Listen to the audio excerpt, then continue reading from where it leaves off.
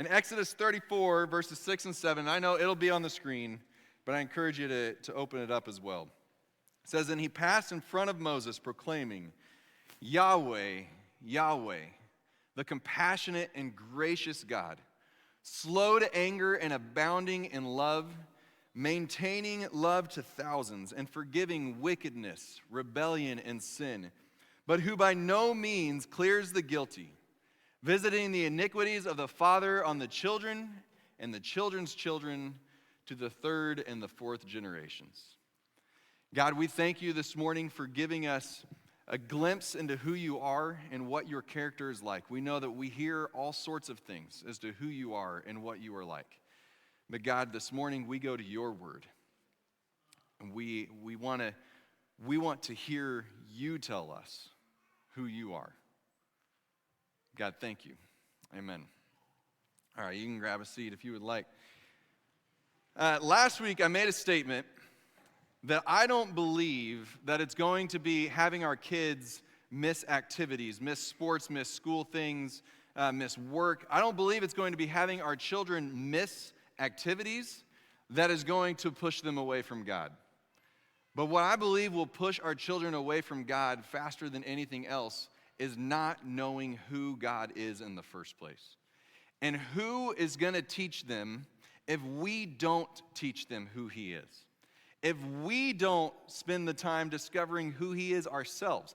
We live in a world where we hear a lot of things about God. We hear a lot of accusations thrown his way. We are told a lot of descriptors about him, that he is angry, that he is hostile, that he is mean, that he is vindictive. We hear all of those things. And in old ancient Israel times, they were hearing the same things about all of the gods that were being worshiped all around them. Last week, we dug into a few of those gods, and we dug into this idea that there are other little g gods that are in this world around us. We oftentimes refer to them as spiritual forces, or many times we're told that they're just the voices inside our head. But as we dig into Scripture, and as we look into Scripture, we begin to see that there is something more going on than just a battle in my mind. But that there is a spiritual battle going on all around us. That there are little g, like I said, gods running around. And in ancient Israel, these gods had names. And these gods were worshipped in very different ways than they're worshipped today. And these gods were absolutely angry and hostile and vindictive and demanding gods. They were gods that demanded that you sacrifice your children to them in order to make them happy. And when I say sacrifice to your children, I don't mean give up a little bit of your time with your kids. I mean literally sacrifice your child's life to make the God happy. They were gods who demanded that you would cut yourself so that your blood would drip in order to make the gods happy, in order to get their attention. They were gods that demanded that you have all sorts of sexual debauchery right outside their temples so that they would hear you when you were asking them for fertility, when you were asking them to make you pregnant. They were gods who demanded all sorts of terrible things, and gods who still didn't listen. You just kind of had to hope that this particular sacrifice was going to get their attention. Now, we approach it a little bit different. We don't, in America anyway, in the United States, in different parts of the country, some of these practices are, or in different parts of the world, some of these practices are absolutely still followed. But in the United States, it is very much frowned upon to sacrifice your child.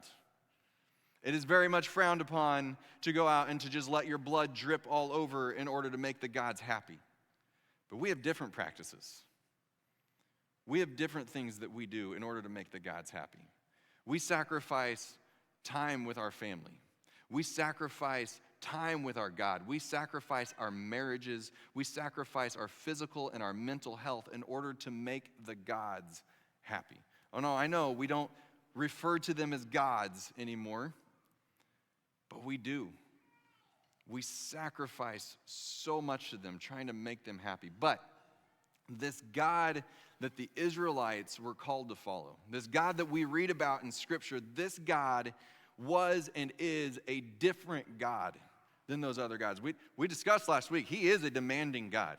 He expects things out of us. And we have to stop trying to sugarcoat it and say that all he expects out of us is to say, I'm sorry. No, he expects things out of us. He describes himself as a jealous God. But so much more than that. And as we begin to really dig into this, what he describes of himself in Exodus 34, we begin to see that this jealousy it's not the kind of jealousy that we typically think of. It's not an unfair jealousy. It's not unfair demands that he's putting on us. But they're demands of a God who deserves to ask for the things that he's asking for and to demand the things that he's asking for. And so as we look and we see how is this God different, well, the very first thing that he says about himself is that he is compassionate and he is gracious. And in a world that this was written to in ancient Israel, in the ancient East, this was not what gods were like. They were not compassionate and they were gracious. But I want to quickly look at what a few of these words mean, because we use these words and they can mean a lot of different things to us. What did it mean in the original language? We're not going to spend a lot of time looking at the Hebrew and looking at the Greek, but I do want us to stop because I think it pulls in a little bit more meaning into what these are. There's two words in particular that are used in the Hebrew, and that's rakum and rakim. And this rakum and rakim, these words for compassion, what they would mean is this idea of a womb, almost. Like picture a mother carrying her child in her womb, and the intimacy that is there when a mother is carrying her child. Or after the child is born, it's this drawing close of bringing the child in and holding the child close to you. We see this in Isaiah chapter 49 in verse 15 when it says, "Can a mother forget the baby at her breast and have no compassion on the child she has born?" Now we read that and we say, yes, we know. We know mothers who have done this. We know fathers who have walked away from their children. But he says, though she may forget, I will not forget you. I will draw you close. This compassion that he's talking about when he says, I'm compassionate and gracious, is this compassion, the tender feelings that a mother has, a father has for his or her child. It's this idea of being deeply, deeply moved when you hear of suffering and hurt that's going on for your child or for a loved one. As we move into the New Testament and we begin to read the Gospels and we begin to read the stories of Jesus, we begin to see that this doesn't change. This isn't God is this big, vindictive, mean dad, and Jesus comes along and he's our good buddy. He's the one who cares about us. But we see this consistency of how God cares for us. Jesus, as we read in John chapter 1, was with God and was God. Jesus is not separate from God. He's not the nice guy while God is playing bad God and Jesus is playing good God. They are one God. And they are compassionate and gracious. We see this in Luke chapter 13, verse 34, when Jesus is coming along Jerusalem, and he says, Jerusalem, Jerusalem, you who kill the prophets and stone those who sent you. How often I might have to move to that other mic. How often I have longed to gather your children together, as a hen gathers her chicks under her wings, and you were not willing. This idea of compassion is this idea that he wants, he desires, he longs to draw us close to him. Just this morning, Judah was sitting on the couch and he was curled up in a blanket because the dude loves to run around in his underwear even when it's cold in the house, and so then he's trying to get warm all the time. In a few years, I won't be able to say that anymore, but he's still young enough that I can share that. But I sat down next to him. I had a few minutes, and I just sat down and I just pulled him in because, he's cold and he's in a blanket and he's young and he'll still let me do that. And it kind of hit in that moment that this is what God's talking about. When he says, I am compassionate and gracious, this is what he's talking about. I am a God who desires to pull you in and to hold you. On Friday, our school, or a few of our schools in the area, but South Knox in particular, where my kids go and where many of us go, I believe North Knox had the same thing happen. But there was a bomb threat that was called in. Many of you know that because you've got kids or you've got family that works there. Some of you, I can see by your faces right now that you didn't know that. But there was a bomb threat that was called in my mind when I got the call from our superintendent, and then I got the following text that comes through so that they make sure that we're getting all the news. Like, my first thought was that feeling that I think probably every parent had of your stomach just kind of dropping. Like, all right, no, this can't be real. We live in southern Indiana where things are supposed to be safe. This can't be real. My second thought was, this is most likely a hoax. My logical brain started kicking in. I'm thinking this is probably, they cleared up for us that it was an out-of-state number, gave us a few of the details. And so my brain kicks in and goes, there's probably nothing that's going to happen out of this. They've moved the kids out of the school. It was at the middle high school. They moved them up to the elementary school. And I'm thinking there's so unlikely that there's something here. But then I started thinking about all those kids. And I know that there were those who it was a big joke and they were laughing about it and they were cutting up and just having fun with their friends. It got them out of school early. I get all of that. But I also know that there are kids at that school who are going to be afraid to go back to school tomorrow. And there are parents who are going to drop their kids off at that school, or maybe not drop their kids off at that school, who are going to be afraid of what could happen at that school tomorrow. Now, we could go into all of the reasons as to why somebody would call in a threat like that. And maybe someday we will. I don't think this is the moment for that. But I believe in reading about God, I believe that his heart is broken for those kids and those parents and those teachers, those faculty members who are now fearful to walk into that school tomorrow. I know he tells us that we are not given a spirit of fear, but I don't believe that means that he sits there and goes, if you're afraid, then you're obviously not following me and you need to get over it. But as we read about this compassionate God, as we read about these words and what they mean, I believe he is a God who's saying, hey, if you are afraid, I want to pull you into my arms. As a father, now I had 2 kids at the elementary, I had 1 kid down at the middle school. I mean, you better believe the first thing that I did was give them a big ol' hug and ask them how they were doing. How are you handling this? I don't expect them to handle this the way that I would handle this. I am 40 years old. I've had a lot more life experiences. I don't expect them to be in the place that I'm at. And so as a father, I wanted to see, where are you at? And I want to just say this right now. I know this isn't the purpose of what we're talking about this morning, but it also kind of is. That whether you are a teenager or a parent or a grandparent, or you just heard about this for the first time and it's kind of freaking you out a little bit, that is a big part of what this body right here is for. Is to come alongside anyone who is a little bit fearful or anxious or whatever emotion you want to put in there. I would love to walk alongside you, but I know that there are so many who are sitting here today who would love to walk alongside you and to share with you that compassion, that graciousness that God has.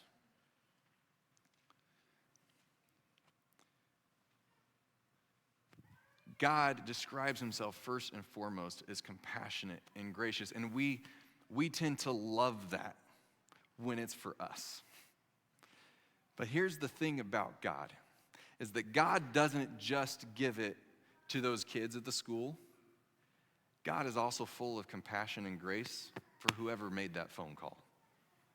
Now, we're going to get into in later weeks about what it looks like when he says, hey, but I don't just clear the iniquities of the guilty. I don't clear that slate. He does and he doesn't at the same time. We're going to get into that. But God has compassion for the person who made the call as much as he has compassion for the ones who received the call. And that can really bug us. Does it not? Maybe I'm the only one in the room that sometimes has those moments where there are some people that I don't think that they deserve God's compassion. I do, but I don't think they do. God showed us the level of his compassion and his grace in a story that we learn as kids many times. If we're growing up in the church, if we're not growing up in the church, we still may learn this story. But it's a story of a man named Jonah, Jonah got the command to go and to speak to these people in Nineveh and to let them know, hey, real bad things are about to happen.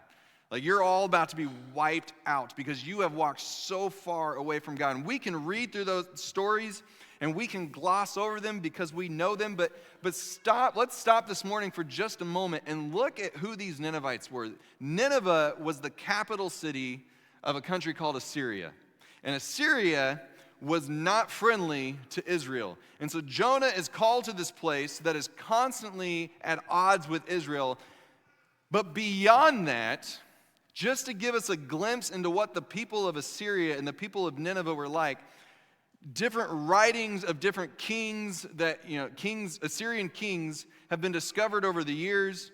And I want to just read to you a few of the things that we've discovered in those writings that have been found. This is from Shalmaneser, and I'm probably not pronouncing that right. I'm never going to be able to ask the guy how he said his name. But Shalmaneser II, way back in 859 BC, wrote this: "A pyramid of heads I reared in front of his city. Their youths and their maidens I burnt up in flames." Like, this king is bragging about the heads that he has chopped off and just basically made a pile out of them so that he can see him. Now, you can, if you want to go down that road, you can start to imagine what that would look like. Is there skulls on the bottom and a little bit half decayed in the middle and nice and fresh on top, just so people can see how powerful he is. Their youth and their maidens, I burned them up. My enemies, Israelites being some of them, we go in, we take their women, we take their children, we use them for what we want, and then we burn them up. Or how about Sennacherib, who wrote, "I cut their throats like lambs. I cut off their precious lives as one cuts a string. Like the many waters of a storm, I made the contents of their gullets and entrails run down upon the wide earth. Their hands I cut off." These sound like real pleasant people to hang out with. These sound like the kind of people that you're like, you know what, why don't you come to church with me, right? Or how about, and I'm really going to butcher this one, Ashurbanipal. Ashurbanipal? I don't know. He says his name somehow. He says this about another king: "I pierced his chin with my keen hand dagger. Through his jaw I passed a rope, put a dog chain upon him, and made him occupy a kennel." You might not want to spend too much time picturing what that looks like.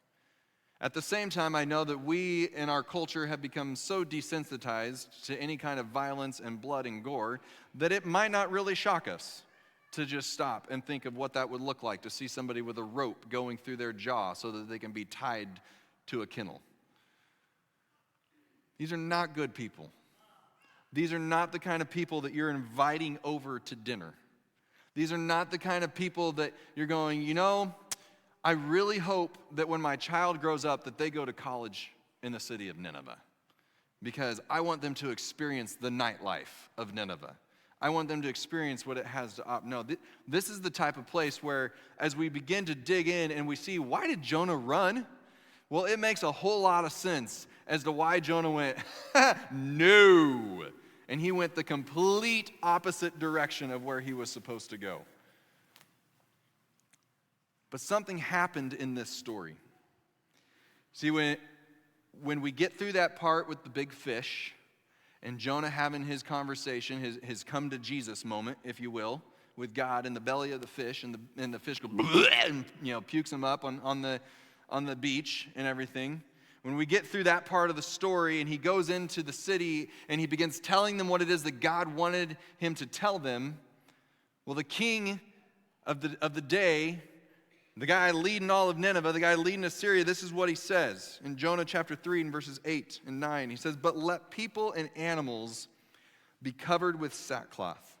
Let everyone call urgently on God," not the Assyrian God, on the capital G God, on Yahweh.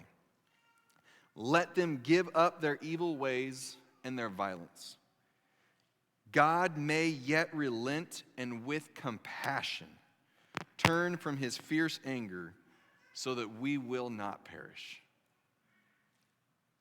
God may yet relent and with compassion turn his fierce anger so that we will not perish. Even the Assyrians had heard enough about this Israelite God, this Hebrew God, that they knew that he was a compassionate and gracious God. And when the time came, they didn't sit there and say, but all these great things that we've done, look at the economic accomplishments of Assyria. Look at all the great things that Nineveh has done. They said, no, we're going to come before him completely humbled, with sackcloth on. My royal robes are gone. I'm getting rid of all of the things that would have people look at me and say, this is a man who is accomplished, and I'm just going to come to him, and based on his compassion, he may relent, and we won't perish. But like many of us would do, we might not want to admit it. Okay, I'm gonna have to find another one. Like many of us would do, even though we don't want to admit it, or we might not want to admit it, and I'm not saying all of us would do this. Some of us are a lot more gracious than others. Blue one. Awesome. Jonah gets mad. Jonah sits there and he goes, no. The Israelites are the people who have been doing what it is that you've asked us to do. The Israelites are the ones who have followed you. The Israelites are your chosen people. I came and I did what you want. Yeah, I might have run away first, but I eventually came and I did what you wanted, and this is why I didn't want to do it. In John chapter 4 and verse 2, he says, I knew you were a gracious and compassionate God. And you want to read that like Jonah saying, man, I knew that you were gracious and compassionate, and I knew that you were going to forgive him, and that's why I was excited about this. But no, I knew you were gracious and compassionate, slow to anger, and abounding in love, a God who relents from sending calamity, and that's exactly why I didn't want to come. Because these people don't deserve it. These people have done terrible things. These people are nasty, disgusting people who are worshiping all the other gods. And I knew that if they decided to repent and if they decided to call upon you, that you would draw close to them and you would hear them and you would forgive them. And I didn't want that to happen. Church, we can read that story and we can think, man, Jonah, don't you get it? But we do the same thing. I do the same thing. I can so easily forget that God is a God of compassion. He is not a God who chooses, I'm going to have compassion on this one. Just like he has compassion on the loving mother, he has compassion on the mother who kicks her child to the curb. Just like he has compassion on the one who is seeking peace, he has compassion on the warlord. He has compassion on the drug dealer. He has compassion on the rapist. He has compassion on the one who got on your social media feed and began just saying nasty things about you. He has compassion because he is a compassionate God. Not because some individuals have earned it and some individuals haven't earned it. If you're taking notes today, you'll find some blanks in there. But we need to remember, we need to sometimes learn for the first time that God is not on my side. God is not on your side. I know that we sing songs about God being for us and with us, and He is. He is for us. He is with us. But God is not on, and I would actually encourage you, instead of writing your in there, write in your name. God is not on Justin's side. He is on God's side. And I know that that can make us uncomfortable too, because, but I thought he was supposed to be for me and he was supposed to be with me. He is. But he's calling us to him. He's drawing us to him. See, he's not, if I had 4 brothers, so we had a lot of disputes. He wasn't on Justin's side versus John's side. God was on God's side. And he was calling us to be in the same spot. God is scandalous in his compassion and his grace. There was a song that came out years ago called The Scandal of Grace where we sang about this. And I know there were some who they were put off a little by that song. And I can understand with some of the lyrics in it as to, depending on how you're interpreting those lyrics as to how you could be put off by it. But the idea behind the song was that God gives his grace and he gives his compassion to those who we would look at and be like, they don't deserve to have his compassion and to have his grace. I would ask you this morning, and I'm not going to give you a bunch of time to ponder right now, but who would you sit there and say, if God chose to have compassion on that person, man, I'd be pretty ticked off about it. Because this is what this person's done. This person has stolen from me. This person has abused me. This person has abused a loved one of mine. If God chose to have compassion on that person, I would be like Jonah in the story. I want to be clear, and we're going to talk about this in the weeks to come, that this is not some misplaced compassion. That this is not some idea of God just looks down and he says, okay, I love everyone, and so everything that anyone's ever done, it's completely just, nope, it doesn't matter. No, what people have done still breaks God's heart. But when, like the kings of Assyria, or those in our lives who we would sit there and say they don't deserve it, when they come to him and they call out to him, then God hears them and like a mother hen pulls them in. And he gives them the same compassion and the same grace that he has offered to us. Many times for us, for me, what I'll do in those moments where I'm hurting, where I'm suffering. See, this is different than forgiveness. This is those moments, this compassion, this is those moments where I am hurt and I am suffering. I am afraid, I am scared. And I'm coming to him and I'm saying, God, I need you right now. I'm calling out to you.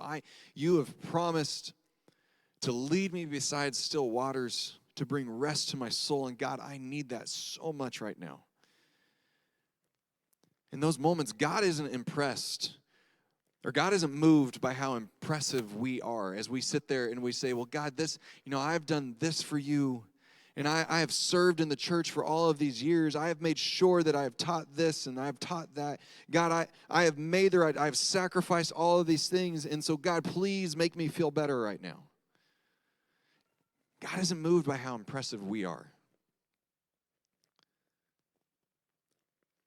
God is moved when we come to him based on who he is and say, God, I need you right now. Not because of what I've done, but God, because of who you are, I come to you right now. God, because of your power, I come to you right now. Not so that I can look better, but so that you can look better. So, God, because I know that this is who you are. God, I am hurting right now, and I know that you are compassionate, and that is why I'm coming to you.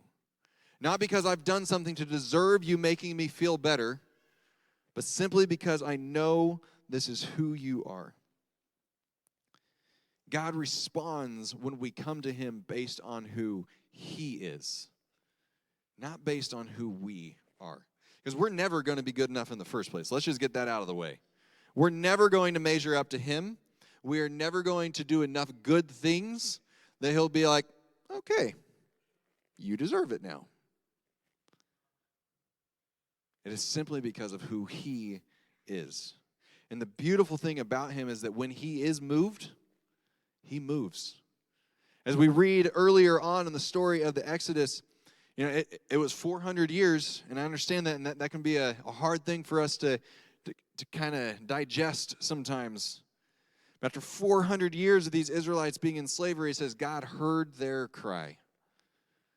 And then what did he do? He sent Moses and Aaron in, and he freed the Israelites from the bondage that they were under.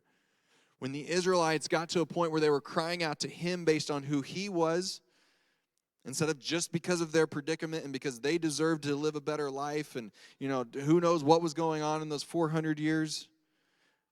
But when they cried out to him, God, you are, he heard their cry, and he put the plan in motion to begin to move them out of it.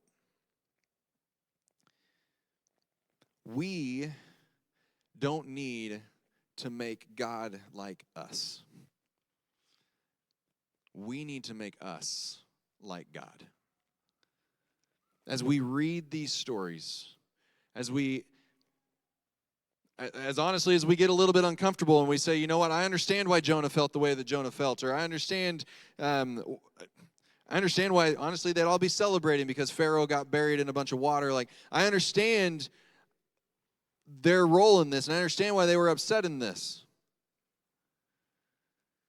We can many times try and make God be a lot like us, and we get to play judge and we get to play jury, but what we need to do is we need to make us like him. And here's the words that Jesus told us. As Jesus was walking with us, he said, "But to those who are listening, I say," we don't like these words, I understand it. "Love your enemies. Do good to those who hate you. Bless those who curse you. Pray for those who mistreat you." And then down in verse 35 it says, "But love your enemies." He says it again. "Do good to them and lend to them without expecting anything back, and then your reward will be great, and you will be children of the Most High. Because he is kind to the ungrateful and wicked. Be merciful," which is another word for compassionate, "just as your Father is merciful." As those who have received his grace, as those who have received his compassion. I mean, I don't spend, as I've told you before, I don't spend a whole lot of time on social media, but every now and then things come up and I get on there and I look at different things, and man, every time I get on there, I am blown away by the number of people who would call themselves Christ followers who ignore these words. A couple of town halls ago, Jim Lyon, the director of the Church of God, he began the town hall, which is a Facebook event. If you ever get on there and you want to watch any of them, he began the Facebook event by essentially calling out pastors who would take to social media to tear down other pastors. Pastors within the Church of God, which is what we are a part of, tearing down other pastors in the Church of God because they disagreed with them. And rather than contacting that individual and contacting that pastor, feeling like the best thing to do was to release all their vitriol and to tear them down in a public platform. And Jim just called it what it was. He said, "Church, we don't do this. Who of you," and I'll bring it back to us, "who of you would like it if somebody who had something against you, because I don't care how good you are and how nice you are, you have ticked somebody off in your life. Who of you would like it if that person decides to go out and to just blast you to the world around you? Tear down your character. Share with everybody all the nasty things that they perceive that you have done." I'm going to go out on a limb and say none of us would like that. But who of us in here, and I want to ask you to raise your hands, would have to be honest and say we've done exactly that? Maybe not on social media, but maybe on social media. Maybe just in gossip conversations. Venting conversations. We don't want to call them gossip. That makes it sound worse. This is just me seeking advice from my friends as to how to handle a bad situation while I tell them everything bad that our other friend has done. I kind of lost track of where I was, I'm not going to lie.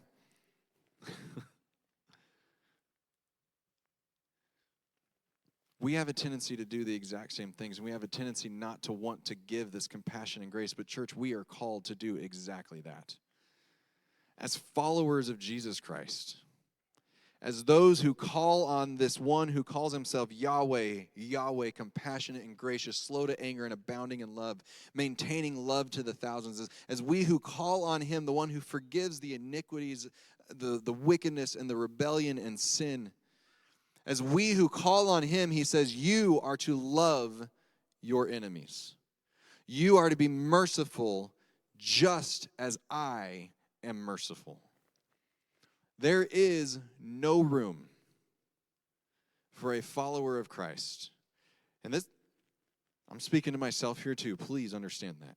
There is no room for a follower of Christ to lack compassion, to lack being gracious. There is no room for a follower of Christ to say, I don't care about the suffering and the hurting of others. We don't always have the ability to do anything physically about it beyond prayer and lifting them up. I get that.